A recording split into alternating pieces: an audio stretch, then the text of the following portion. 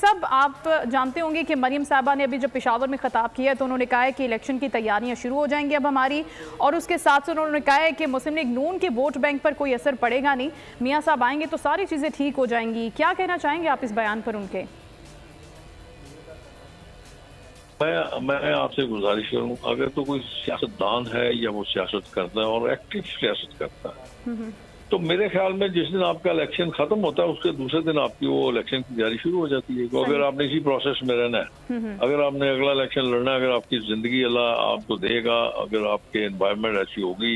आपने लड़ना, तो आप दूसरे दिन से फिर आप उस इलेक्शन में चले जाएंगे, लोगों से राब्ते में रहेंगे, आपने खुशी में जाना है, आपने गम में जाना है और बहुत सारी चीजें, आपने अपने हल्का इंतखाब में आपने जाना है, लोगों से आपने इंटरेक्ट करना है। तो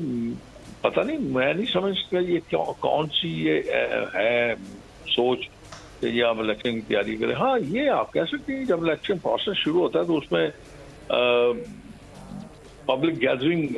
हो जाती है ज्यादा, उसमें आप एड्रेस करते हैं या जलसे कह लीजिए, आप मीटिंग कह लीजिए, उसका ज्यादातर है। सब्सक्राइब करें और बेल दबाएं ताकि कोई खबर रह न जाए।